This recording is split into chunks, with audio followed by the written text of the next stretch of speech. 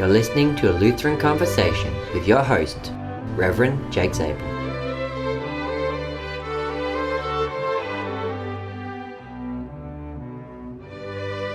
Hello and welcome to another episode of a Lutheran Conversation. I'm your host, Reverend Jake Zabel, the St. John's Evangelical Lutheran Church located in Dalby, Queensland, Australia, a member congregation of the Confessional Orthodox Evangelical Lutheran Communion.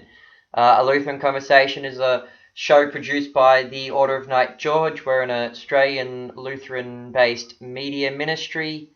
Australian-based Lutheran media ministry. That's correct. We have podcasts, papers. We even got a little publishing house. We do a whole bunch of stuff. If you want to find our content, just look up the Order of Knight George on iTunes, SoundCloud, or YouTube, or Facebook, or just Google us, or go to our website, www.knightgeorge.info. Then you can find most of our content there. So with all that out of the way, we'll get our guest on for this episode, which is Pastor Mark Worthing. Pastor Mark, would you like to just introduce yourself, tell the people what congregation you're serving and what synod you belong to? Hello, Jake. Yeah, I'm pastor of Immanuel Lutheran Church in North Adelaide, which is part of the Lutheran Church of Australia, which is the largest collection of Lutherans at the moment in the country. And we're a congregation that started as a bilingual congregation, German and English, in 1930, and we're still a bilingual congregation. So I conduct services in both English and German. Our English congregation is largest, with about probably 65 or so every Sunday. And for German, we get about 16 to 20. So the second question then is, what is a brief history of your church life? So kind of, were you born and raised a Lutheran? Did you convert to Lutheranism? How did all that happen? And you were ELCA in America. How did you end up in Australia in the LCA? So I'll pass over to you to give a quick history. Well, that's a complicated one. I grew up in a non-church family. We didn't go to church. I was the first one in my family to come into contact with Christianity, and it was through a Bible program held in primary school, and I began going to that, and came in through kind of an evangelical group that doesn't exist here, and they got me a ride going to a little local country church, and it took about 3 years before I convinced my parents to come and bring my little sister along. And eventually we moved from that onto a Baptist church, and we're all baptized and went in through that. And I felt a call to the ministry, but just was having trouble with the Baptist background. I think some things just didn't feel quite right. A bit of a disconnect with history. I felt too much emphasis on decisional regeneration rather than what we confess and who Christ was. Just sat a bit uncomfortably, but I pressed on. I made it all the way into seminary and almost through it. And a lecturer called me out and accused me of the heresy of Lutheranism. So I decided I better check out this heresy. So I went down to the local Christian bookstore and bought the Book of Concord and devoured it in probably about 2-3 weeks, and kind of had, like the moment that Luther went to the library during the debate and read the works of Zwingli and said, my God, I am a Zwinglian. That was about it for me. I said, oh my goodness, this is where I fit in. So I actually went and found a Lutheran church in the city, and they said, we're looking for a youth pastor. And so I applied and got the job, and it just happened to be at that point LCA, and that was before the big merger of LCA, ALC, and ELC, I think it was. So I came in in that. And that just happened to be an LCA congregation. I think we thought with LCA and ALC merging together, they're going to kind of moderate. But the two coming together ended up being pushed probably further to the left than the LCA was, probably by the little group that broke off from Missouri Synod, had a lot of influence. So that was a strange kind of experience. But I was one of the first pastors. The ELCA came into official whatever existence. And I think I was ordained about a month afterwards. So I was one of the first pastors in the new ELCA, and just served there for just a couple of years before going to Germany, working there with the Lutheran Church of Bavaria, and kind of avoiding a lot of the political tension that started almost immediately with all these disparate groups in the ELCA, and a lot of the disputes that are still going on in causing schism. So I missed almost all of that. And then from Germany, came to Australia, where I pastored a church in the northern suburbs of Adelaide, and lectured for 5 years at the seminary here, quarter of a century ago. So that's kind of how I ended up here, and a bit of my experience. So I'm not an expert in the ELCA because I was there for its birth and had expectations. I was there to see that things were going a little bit skewered, and there was lots of discussion, and there were meetings. I remember going to a big conference, a Call to Faithfulness conference, and they had the next year a Call to Faithfulness too, but it was a big talk fest. Nothing much happened. Then I went off to Germany, and since then I've just kind of watched things from afar. But before I did leave, I did have a parish I was assigned to that had a 2-point parish. One congregation was of the new ELCA, and the other was Missouri Synod. And I was the only pastor in the entire United States that had a 2-point parish, with one that was Missouri and one that was ELCA. And it was such a rural location in Appalachian, East Kentucky, that was just how they did it. So it's a very unique experience. So that's a bit it. Ended up here through various means. So no, I didn't start out in the Christian faith at all, but found my way to Lutheranism sort of naturally. Just felt that the emphasis on grace, the interest in liturgy, the emphasis on a confessional approach to salvation rather than just a decisional approach, just felt right. And I kind of naturally moved in that direction once I discovered this thing called Lutheranism. So you mentioned you went off to the Lutheran Church over in Bavaria.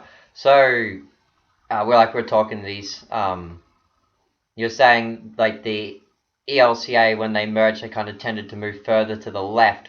So where was...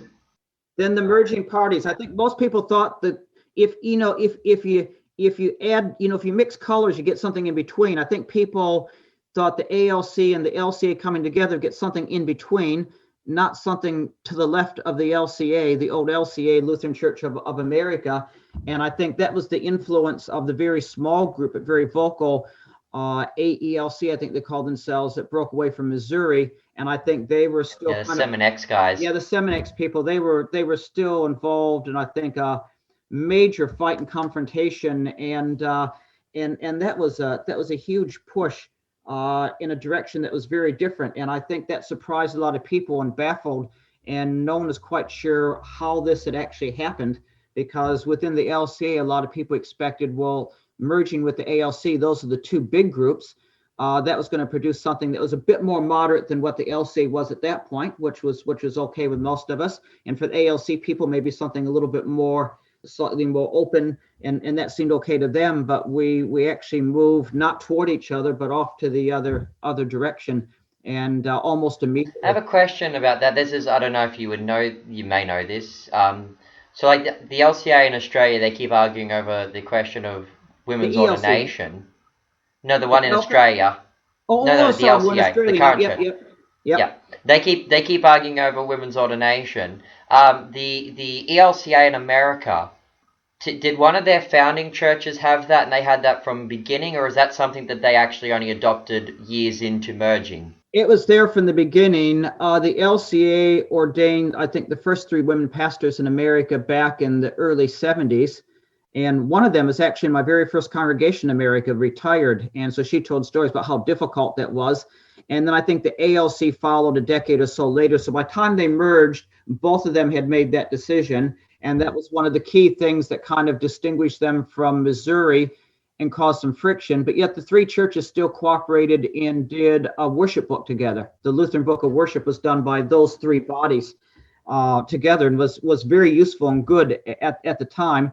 But no, that until Missouri got cranky and then redid their own version of it called Lutheran Workers. Redid their own, and I think after the merger of ALC And that was probably part of the political stuff, because they were fighting this war with the Seminix group, and this group merged with the others. I think that probably caused some tension, but it was a very good work, and it was used by all the Lutheran churches in America, the major ones, with the exception of probably Wells would be the largest one that didn't use it for a number of years.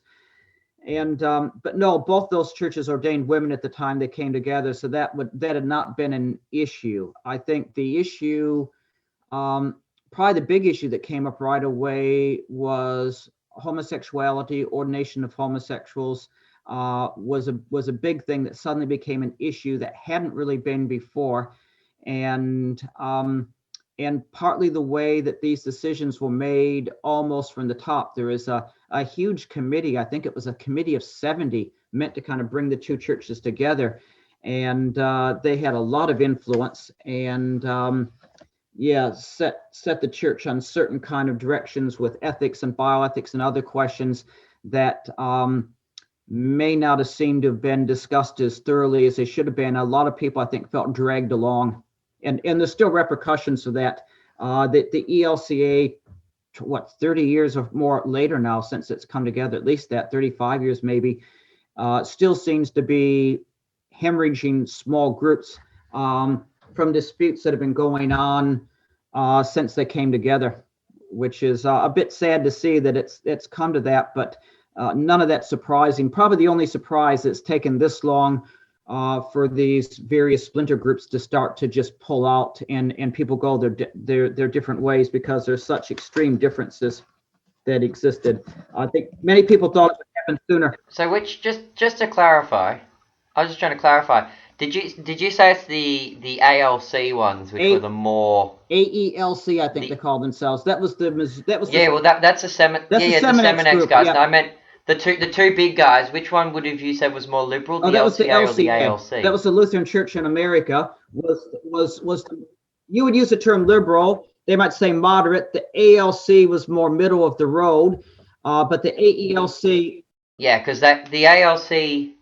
I know the ALC, because they're the ones that formed out of the mixture of Buffalo, Ohio, and Iowa synods. They had a brief period where they were talking about merging with Missouri instead.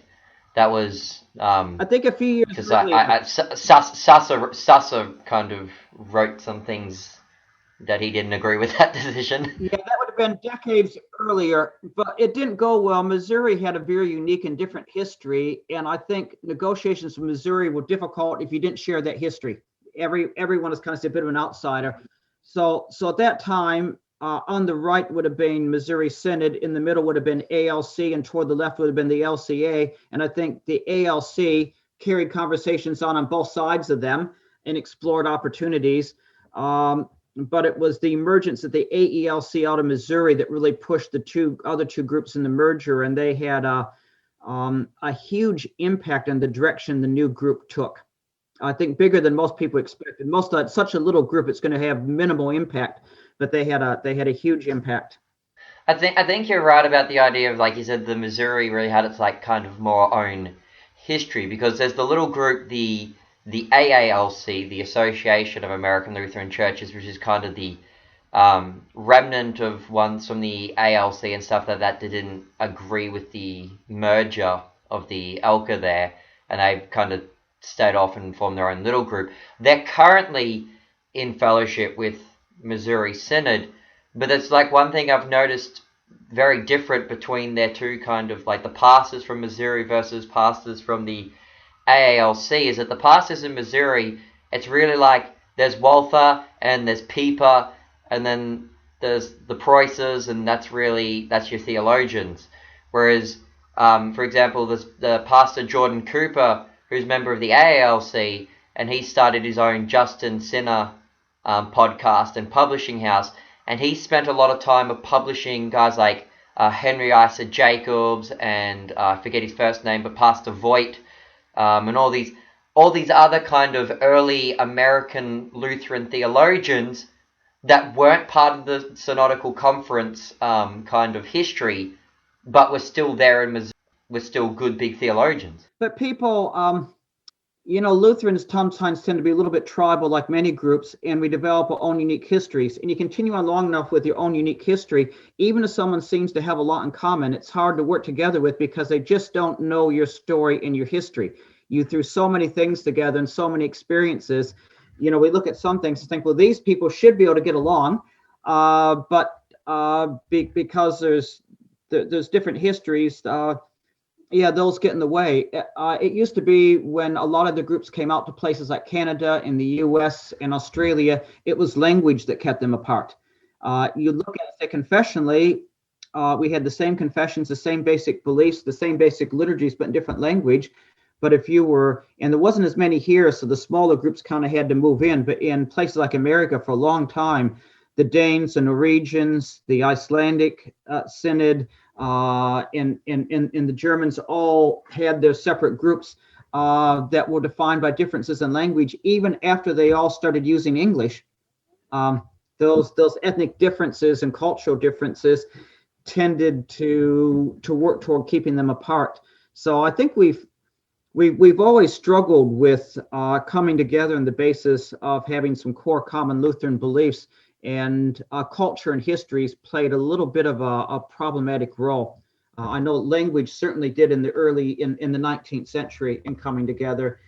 Today, it's probably the history of theological controversies and a few key issues that are red flags to people. And we tend to try to go and find. It's like you go to a conference and they give some people little blue cards and some red cards and some green cards, and you hold them up and you try to find people with your color cards. And we're a bit like that in the Lutheran Church. We're looking for people with our color cards, but there seems to be more and more different colors and subgroups, and trying to find where you feel like you fit in. I think this is an interesting thing, and like you're talking about with the ELCA merger, because something that I've talked about, like with the LCA merger in Australia, where what happens is when you get these big mergers, they tend to really, I think both cases, they tend to move further left, but they tend to go one way. And whereas what America had that was a slight little advantage is that when the ELCA moves left, well, there were groups like Missouri and that still around. So if you didn't like the way ELCA was moving, well, you just dump and you move to, Missouri or somewhere like that. Whereas in Australia, I mean, you kind of had this happening pre-union. I mean, like if you go back to the early 1900s, there was 3 kind of groupings of Lutherans in Australia. There was like about 8 synods, but they were really broken into 3 groups. But then you get the union, you get the ELCA and the ELCA, and then like that period from 1920 to 1960s, you still had this kind of, if you thought the ELCA was too conservative, jump to the ELCA. If you thought the ELCA was too liberal, jump over to the ELCA. And it kind of allowed, it was hard to there was a lot of jumping back and forth. But when you had the union, well, not so much you think. When you have the union, people don't really, well, there's not really a lot to do because no, there's not a lot of alternative. But even then, it was hard to move back and forth because if your family was part of the ELCA, the ELCA, you really didn't go and you treated. Oh yeah, family. Families definitely. It wasn't so easy as today. There was so much suspicion because you were part of the other group, and one group got most of its pastors trained in connections with America, and the other with Germany. And there were just so many little cultural things that tend to keep them apart. But I see that the point you're making in Australia, if you're a Lutheran, you're not happy with the LCA, there's not a lot of options, and that frustrates people on both the left and the right. There's a lot of people on the right that say, I'm not happiest on the direction, so I'd like a more conservative approach, and that doesn't really exist unless you want to be fairly independent. And people on the left that say, I'm tired of talking about ordaining women, and it's been 30 years and it's not happening. Can't we just have it already? There's no option. There's no place. So basically, the fringe on the both left and right of the LCA has had to learn to just live with the fact that things aren't just the way they would like. It's been difficult. It's been a lot of tension. I don't know how long that tension can keep up. There's always discussions going on about whether do you preserve the union at all cost, or would we be better off just splitting and having 2 healthy churches spreading the gospel, not fighting over these same issues all the time. So who knows? See, I would argue for the second option, and one thing that I would like to suggest to the LCA, and in my personal opinion, I think the LCA is eventually going to just end up ordaining women. So for all those pastors that don't want to ordain women, my advice would be, well, you've got two choices. You either wait around until they actually ordain women, which is going to happen. I mean, the LCA hasn't managed to hit the 2/3 majorities, but it's always over 50% wanted, even if it's not the 2/3 majority needed for the constitutional change.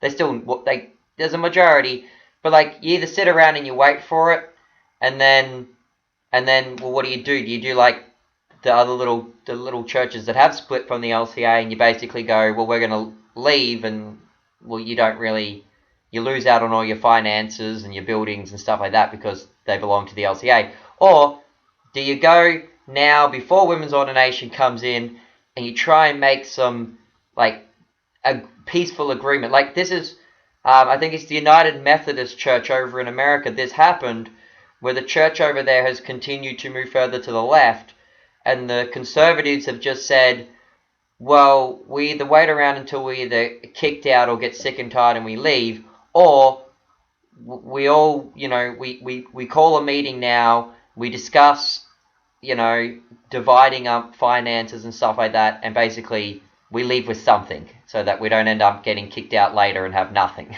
But see, the supporters of the ordination of women feel almost exactly the same way. Most of them are thinking this is never going to happen. We're never going to get the numbers that we would need. It's just going to go on and on like this. And all the more reason to have a peaceful split. Let the ones have what they want. So do you wait and one or two people leave, or do we get a peaceful divorce now with still enough left? So I think what's changed in the last few years, until recently, everyone seemed to have the view that the LCA had to stay together at all costs because it was embarrassing. We were two separate Lutheran churches in Australia of the large group, two large major groups, and it was an embarrassment, and we need the unity. But for the last 20, 25 years, there's been such tension. I think that's more embarrassing. That I think the bishop's statement, I think it came out about a year or 2 years ago saying, here are the options. It was the first time anyone officially put it out and said, let's actually discuss this. What do people think? Do we just keep doing what we're doing and never decide?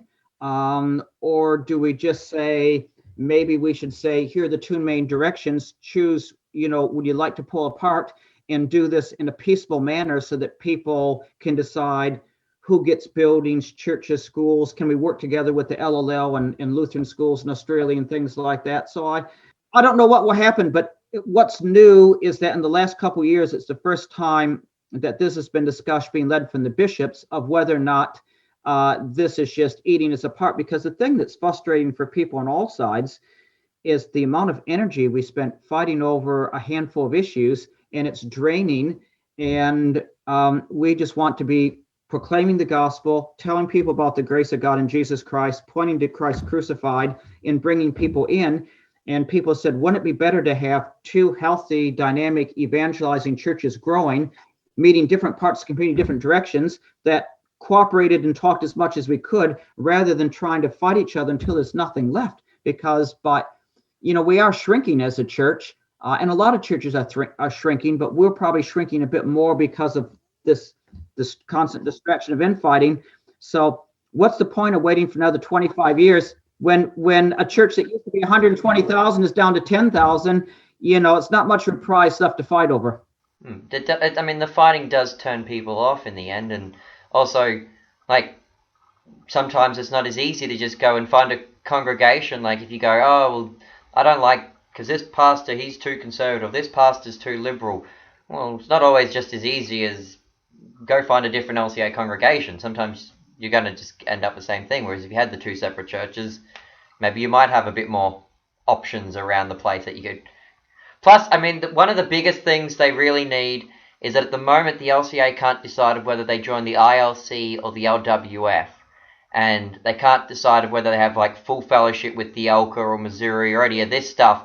They're not trying to decide. The official policy is to join neither, to keep every side happy. So no one's trying to Well, decide. that's the thing. But if they split, they could go ahead and actually Each one join have those fellowship, things. but we have very little connection to international partners. Very few lecturers and pastors come over from overseas because there's almost no official connections with the major Lutheran partners. Because But this is what I mean. If they split, they could get those official ones and then get some more kind of outside resources. the decision from 50, 60, the decision from 50, almost 60 years ago now has simply been, don't join either one unless we decide officially. So we maintain kind of a loose affiliation and contact with both, but nothing close. So there's no effort. So as an LCA, we're not trying to decide which one to join. We simply all said we will join neither, but that robs us of the benefits of that closer connection and affiliation that we probably could have, because we're neither this or that, and it causes difficulties all the way around. So that's one of the reasons people said if we're two groups, we'd each have these international connections. I don't know what will happen, but we officially have relationships with neither one. So we occasionally send observers, but no official delegates. We have no big exchange programs, and we'll probably pour for not having that. But that was part of the peace process. You know, it's like two kids fighting in the playground over the last piece of lolly or something, and they finally decide, since it's too hard to split, we'll just throw it away, and neither will get anything. And we're a bit like that. So the agreement is neither one of us gets anything and gets to fellowship and have connections with people that we think we have a fair bit in common with internationally. And then everyone's on an equal footing. And I think early on, they thought eventually we would find a way to fellowship with both, or as a church, we'd gravitate one way or the other. And that just hasn't happened. And it probably won't. If we continue doing what we're doing, it'll stay that way. And we end up becoming more isolated. So it's not, so neither side is really has a lot of strong contacts with partners overseas, some, but not as much as we probably should. And it does keep us a little bit isolated.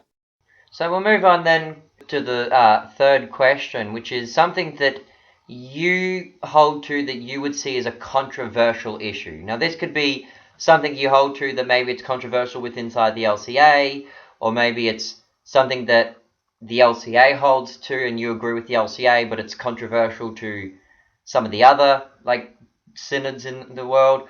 Maybe you even think it's something that Lutherans hold to, but people outside the church may find that very kind of controversial. Whatever really you wanted to talk about, it's something that you say, I hold to this, and this is going to annoy some people by me saying it. Yeah, I'm probably not as controversial as you might think. It's got to be something. It's something, but because I had people here when I came, someone warned and said, "You get this guy; he's going to be doing nothing but preaching about the ordination of women." And 6 years, it's not come up yet. And when we had our discussion for the last synod, afterwards, people were saying, you didn't give us any direction what we should be. I said, that's not my job. I'm not here to campaign and tell you need to think, because people take different views on this. Let's see, controversy. These are often disappointing, because there are things I've said that I think should be controversial, and no one notices.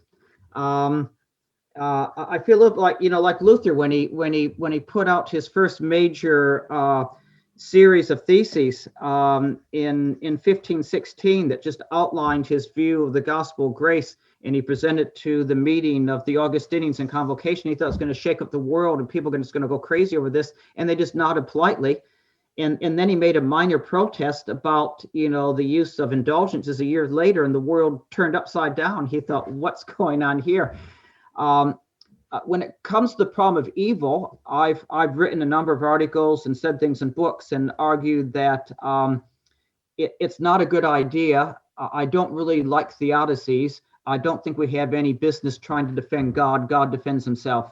Evil is there. I disagree with people that try to say evil is somehow completely disconnected with God, because then it's dualistic. God really can't do anything about it. Somehow it ultimately all connects to God in some mysterious purpose. That's why the Bible says, God, I'm Yahweh, I create good and evil. So I talked about that and why all theodicies are a bit distracting, and we should just point to the cross and God suffering for us. And I thought that might cause a bit of controversy. It really didn't. I did have some a bit recently. I do write a number of books, including some novels. And about 2 years ago, I came out with a novel called Iscariot, about the last couple of weeks in the life of Jesus and Judas Iscariot, that actually took a bit more of a radical look. I looked at the life of Judas as a tragedy, as someone that really started out wanting to follow Jesus and just got it wrong, and at the very end got increasingly frustrated, angry, misunderstood, and felt that he was going to force Jesus' hand, and then realized that he had completely misunderstood, and then, of course, his death and his suicide. And that actually caused a bit of controversy, because there were people that thought any book written about Judas had to just talk about why he deserved hell and damnation. I didn't even talk about that, but they were upset that I made him look human, and made him look like he was someone who didn't just join Jesus and just sit by for 3 years waiting for his chance to undermine him. And my view is that for Jesus to suffer for us in all things, one of the things he had to do is be betrayed. And you can't be betrayed by someone who's just lying in wait as an enemy all those years.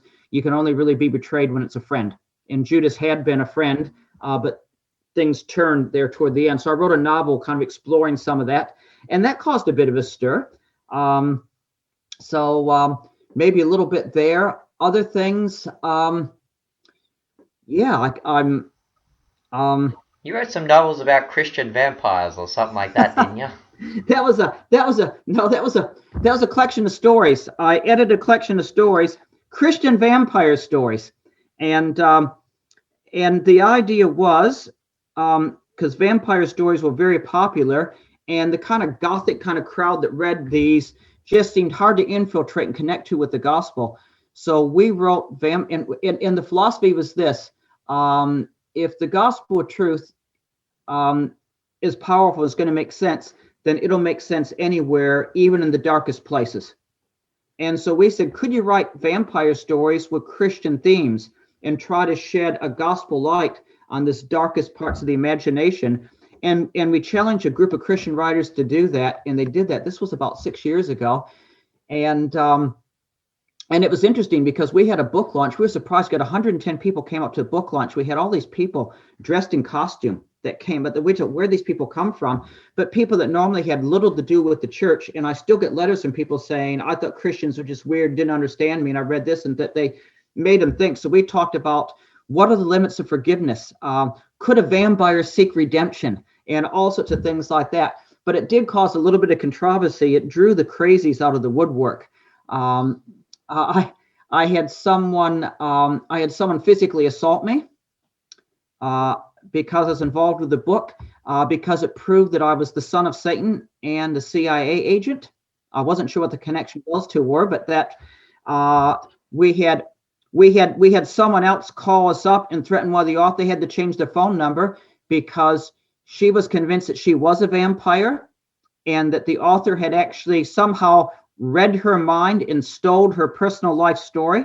And that was a bit weird. So, but the thing that I remember most is reaching people with gospel-oriented stories that we wouldn't normally reach. We didn't write the vampire stories to reach, the people that just grown up in the church all their life, never read this stuff, didn't connect. We wanted to reach people who kind of dwelt in dark places, dwelled in this, and we said, let's go to them and bring some light. Bit of an experiment. I think it was worthwhile for what it did, but it did stir some people, but no one that really thought about it rationally, when they saw our logic and we explained it in the introduction, was too upset. But a few people that probably, I don't know how to put it nicely, but had a fragile grip on reality. Well, I mean, I remember I was at seminary. I was at seminary when you were in the middle of I don't think they'd been they probably got released maybe before I left seminary, but I was down there when you were working on them. I remember you talking about them, and I thought about the concept of doing this, and I thought, like, well, isn't this essentially like Tolkien and Lewis did with like Lord of the Rings and Narnia. I mean, Lord of the Rings is a bit more. They were using fantasy literature to reach that group. We just went to a place that people would think, yeah, are they off limits? Can you actually use that kind of literature? Can you reach them? So it was an evangelistic exercise. And the stories were theologically quite sound, but they were set in very dark settings. And they asked questions like, how much could Jesus really forgive? Is there a limit to redemption, to who could be redeemed? They addressed questions like that, which are actually quite profound. But some people were disturbed that we even talked about it. See, because I mean, the one that would be the most more connection would be Lewis's books, the Narnia series, rather, because Tolkien, like his thing is more about like it's kind of just analogies of Jesus and the devil, and it's like it's a metaphor. Direct and obvious.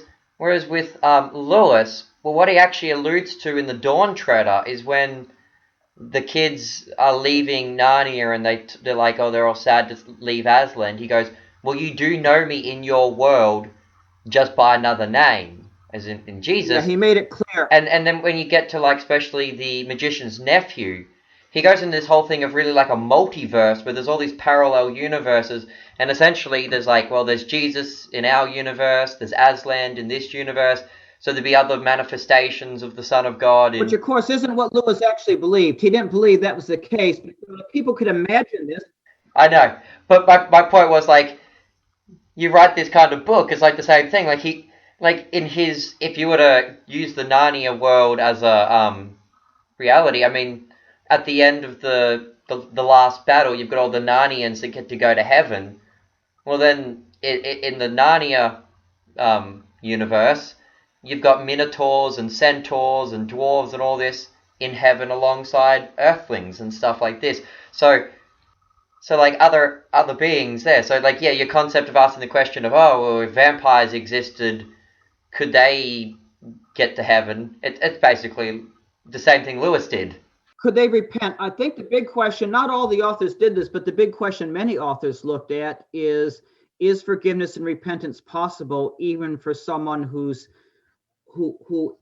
is that dark? Not that none of us believed in real vampires, but if you go into that fictional world, it became one of those theoretical what if questions, a hypothetical, and forced people to talk about the gospel, just like the exercises of saying, if we discovered intelligent alien races, could we present the gospel to them, and how would we go about doing that?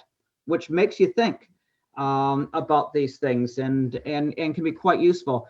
So I've done a few things like that I think, well, this is pretty straightforward stuff, trying to reach out to people, go where they're at, straightforward evangelism. And I have to admit that some of the reactions were a little bit surprising. So yeah, maybe I'm more controversial than I think.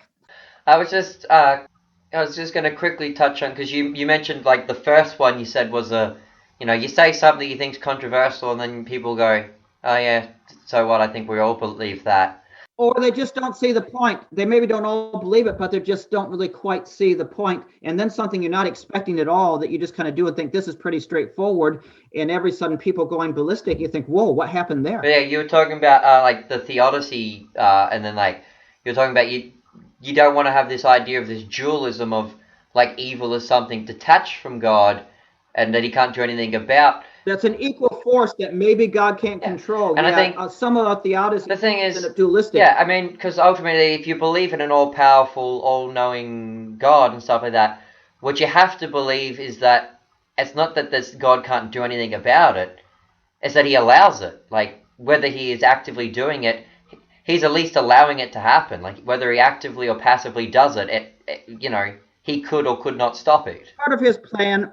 Part of who he is, part of where evil comes from.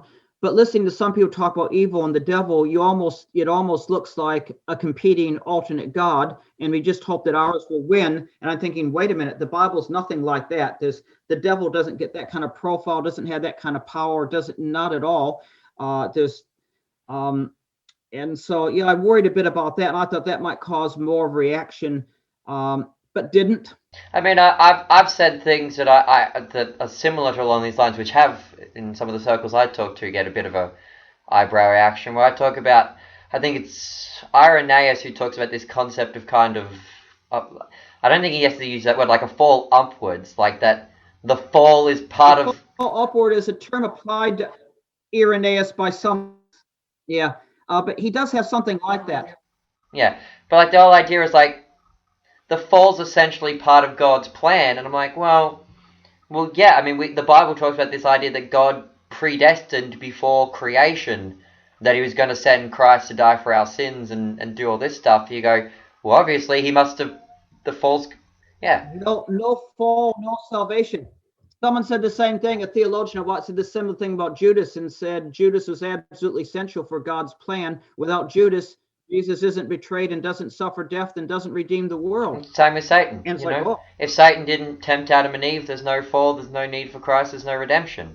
Which doesn't make the fall a good thing, or what Judas did a good thing, but it makes you realize that somehow, I like to look about it, the illustration that Tolkien used, since we talked about Tolkien earlier, in the Silmarillion, he talked about God creating the god Iluvatar, which he uses as kind of his version of God, creating a world with this great music.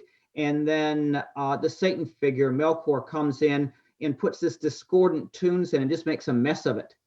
But instead of God erasing it or whatever else, God just adds even more music over top that actually integrates the discordant tunes and makes it into something beautiful. So somehow that doesn't mean that the tunes weren't discordant, but God goes beyond that. And somehow with the fall, with everything that happened, with, right up to, human sinfulness, the betrayal of Judas, some very discordant, painful tunes, but somehow God comes in and adds new elements to the story so that it looks like they were always meant to be there and to end this way, which to me points to God's power and sovereignty and the power of the grace of God. That always ends up being centered in the cross of Christ. And I think that's at the heart of Lutheran theology. Lutheran theology has to see a grace of a forgiving God centered in a God who suffers on the cross.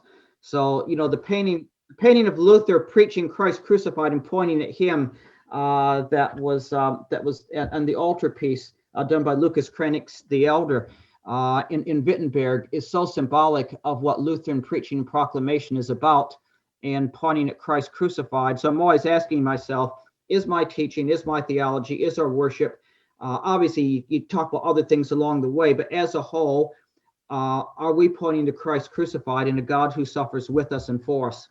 And to me, that's at the heart of Lutheran theology. Yeah, essentially with the fall and the cross, it's all part of God's plan, to the fact that it's like, it's God predestined it to be this way, that it was always going to be this way. It's not like that God, He created the universe and then, there's a fall and okay, now I need a plan B how to fix this. It's like, no, this is the way God always intended it to go. It was always going to... Or always knew. It depends on how you look at it. Some people say intended, some people knew, but basically, yeah, the same thing, that God isn't sitting there saying, oh my goodness, I didn't see that coming.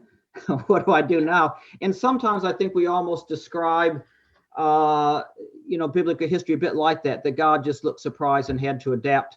But obviously, I think that's something, especially in Lutheran theology, we tend to follow the strong idea of God being in charge and not just kind of thinking, I was going to say, I think with the word, like you're saying, the difference between intended and foresaw, and like the difference between foreordained and foresaw, did he intend it to go this way? I think the one thing that is interesting is that, well, since God is all powerful and can do whatever he wants, if he foresaw that this was going to happen, if he could have made it in a different way, he would have made it in a different way. Essentially, it's like, well, it's got to be this way because of whatever reason. And I mean, the thing about God is God can't go against his own nature.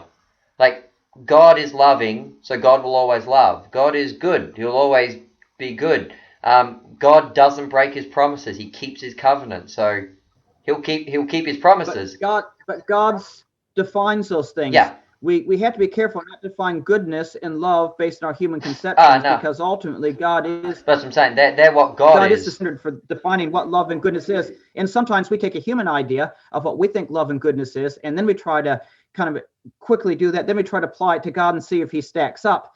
And instead of saying, well, you want to know what good is and what love is, look at God. And it might not always be just what you expect, but look at God and how he acts toward us and in the world. Oh, we have one more Yeah. question. So last question is This is essentially, all my many controversial beliefs. yeah. The last question is, what do you think is the most crucial issue to fix in modern Lutheranism? So essentially, there's a whole, Lutherans are divided, Lutherans disagree on a whole bunch of stuff, but what is the one issue that if you were just like all powerful and you could say, okay, this issue is fixed today, Lutherans are no longer going to fight over this one issue, which issue would you pick? I don't know if it's any issue. I think Lutheranism's always had a healthy, robust debate. The reason we had the Formula of Concord is in the very beginning, as soon as Luther wasn't there to kind of settle the disputes, and they were having them when he was alive, there were factions and sides and this healthy debate, and it's always going to be something. I guess my problem and concern is that Lutherans tend to be perhaps to lack a little bit of self-confidence in our own identity. I think we feel like, how do we fit in? We're a bit embarrassed to be who we are. In some circles, we're a bit embarrassed to be liturgical tradition because that's not in right now. We're a bit embarrassed to just focus on grace because other people saying, we want to take a stand in the rules and the law. And I think we need to actually say, no, we get in trouble because other people are having, Lent's a nice, happy, celebrated time getting ready for Easter. And we're talking about sin and repentance. And people saying, oh, this is a bit down. I think we need to embrace who we are. We take sin seriously. We take repentance seriously. We point to the cross, but we also point to the resurrection and celebrate that. We are liturgical tradition. We have a strong emphasis we keep many things in tension. Humans are saint and sinner. There's a strong emphasis on law and gospel and how they work together, but with the emphasis on gospel being the key interpretative, final response, but not ignoring the fact that that's not the only way God speaks to us. So there's a number of brilliant things about Lutheranism, and we seem to have had a bit of identity crisis, and we have so much to offer the church and the world from our various perspectives, whatever our view is on the ordination of women, or whether you can have what altar and pulpit fellowship means, and who can take communion. I suspect that decades and centuries from now, people look back and say that those are silly things to fight about at the time. But I think the bigger loss, my biggest concern, is this sense of struggling to have confidence in our own identity and what we have to offer the broader Christian tradition and the world from the richness of our own theological tradition. So it's not an issue, but it's a sense that we get so caught up in all these questions, we lose a bit of confidence in who we really are, and aren't being the best expression of who we are in Christ in the world with the riches of our own Lutheran identity brought along into that. Need to be bold to be Lutheran. Something like that. So I don't think fixing anything, making everyone either for or against the ordination of women, so they stop fighting about that. Decades time it'll be something else. And just doing that doesn't mean you're still, that you really understand what the gospel is about. I've challenged a few people recently. One congregation felt that their reason to exist is to support the ordination of women. And I talked to another congregation, their pastor, and they felt their main reason to exist right now is to oppose the ordination of women. I challenged them both, not in the same place, but separately. I said, okay, if you win, if your side wins, then what's your reason to exist? So why don't you work at what that is now? And if that's not your reason to exist, make that a secondary consideration. Our main reason is to proclaim the gospel and live it out. And in our spare time, we might dispute some of these other things. But I worry when people come and say the main reason I'm existing is this particular issue. I think we lose sight of a lot of things, and that's sad. And that's sad for me on both sides, both the more conservative and the more moderate side within the LCA, when they get so caught up with these other things that no one seems to be focusing on ways we can creatively proclaim the gospel in a time and an era in which it's not particularly fashionable. It's very difficult. It's not easy.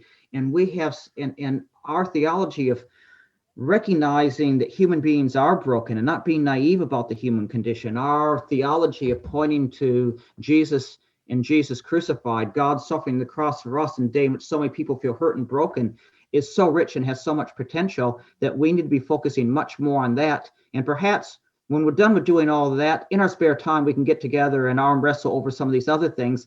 But I think we get so caught up in the other stuff that you ask people now, okay, you spent a lot of time on this issue. How much time is your congregation and your ministry have you spent actually, reaching out to people with the gospel? And that's the thing that I find is saddest, and one thing I concern most for, that we rediscover our core identity and not let all the disputes cloud that for us.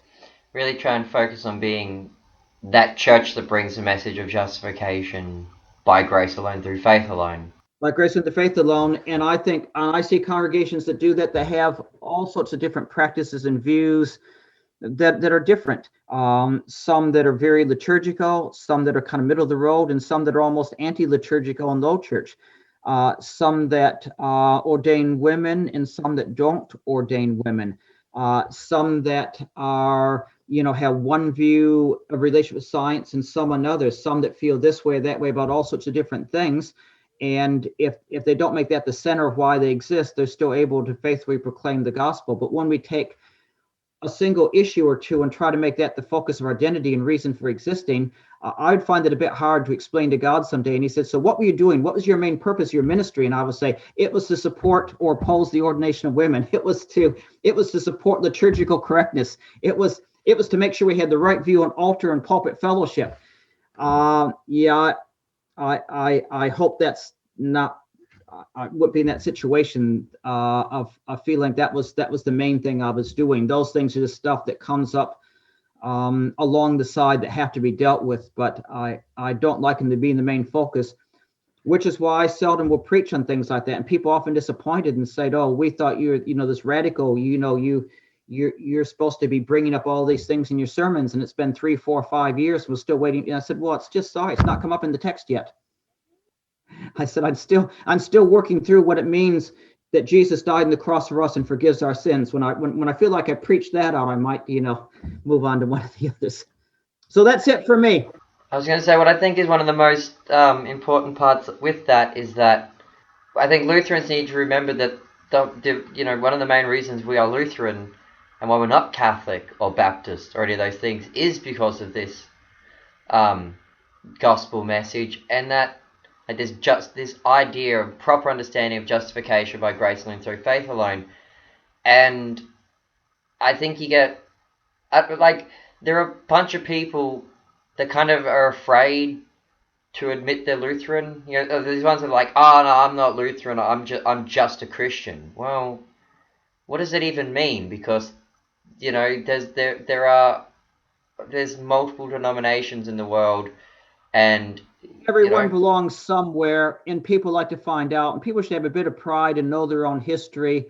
So everyone connects somewhere. We have all these, everyone said, we just have a community church. And I said, okay, well, let me ask you a few questions. What do you do about baptism? How does it say? Okay, so you're Pentecostal, so you're Baptist, so you're Lutheran. Okay, why not just say it?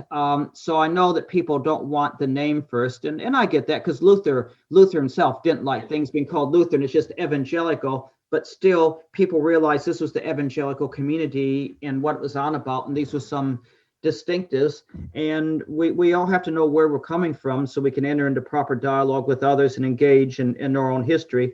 So there's a little bit of embarrassment about that, but it depends on the context. In some places it's very confusing. I spent some time ministering in Sydney, and explained to people what Lutherans were was just really frustrating. So you just proclaim the gospel, talk about it. They start asking questions and come. You can say, okay, this is where our particular church comes from. Whereas in parts of Queensland and South Australia, it just everyone knows what it is. But in Queensland, there are so few Lutherans. You're probably easier finding an alien. So it's just a little bit different context and to be aware of.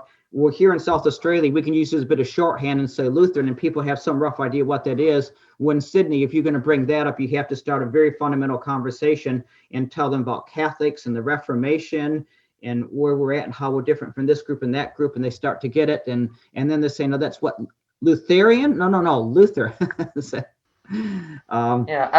other thing I would add is, we've got to kind of fall between the two eras. Like, you don't want to be so kind of arrogant and overconfident. We're like, I'm right, I can never be wrong. No, you got to have a bit of humility.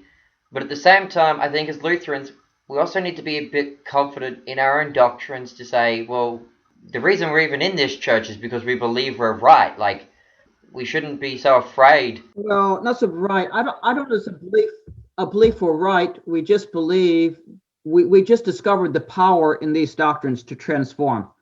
I don't really care if I'm right on this issue or that. What I'm interested in is how some of these understandings of the power of the gospel and law and gospel and salvation by grace through faith and focus on the cross of Christ have transformed my life and transformed others.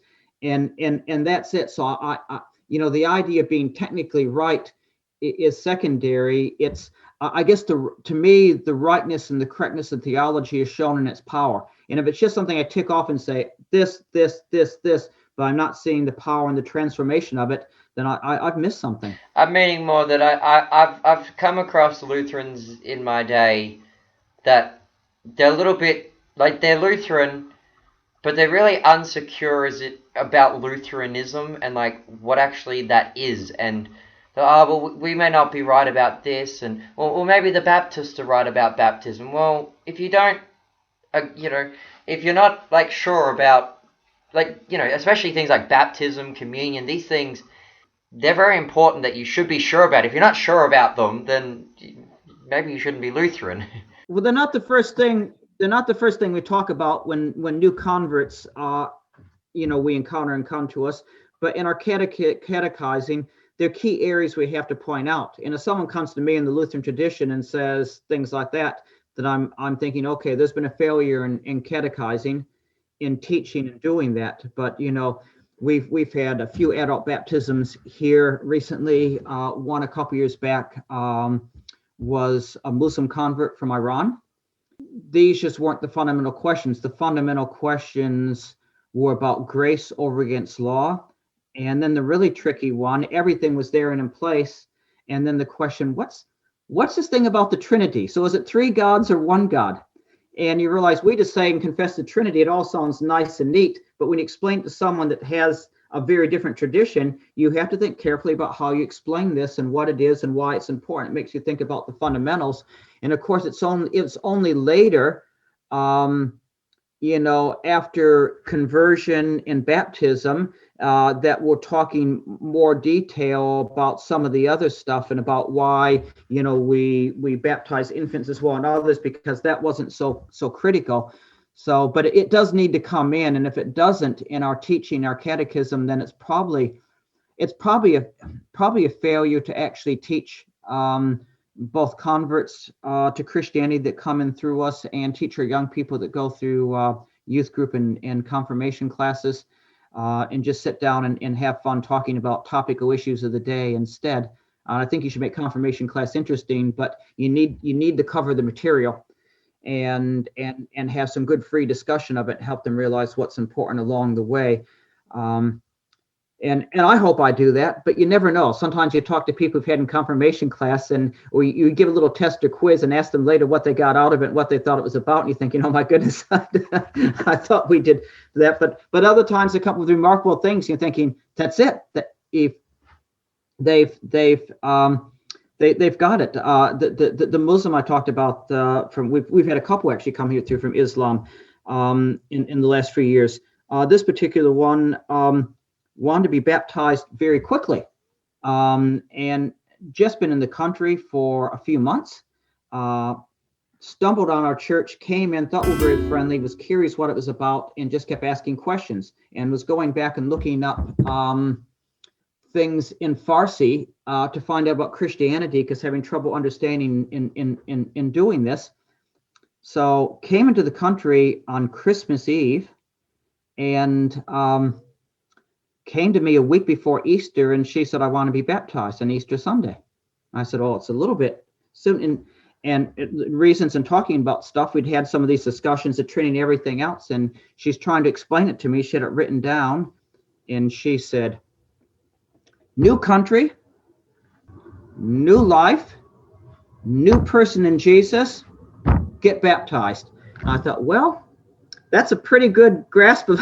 I've had people a lot worse grasp of things and really got it, because what she was saying is, I'm new. I've been made new. I'm transformed.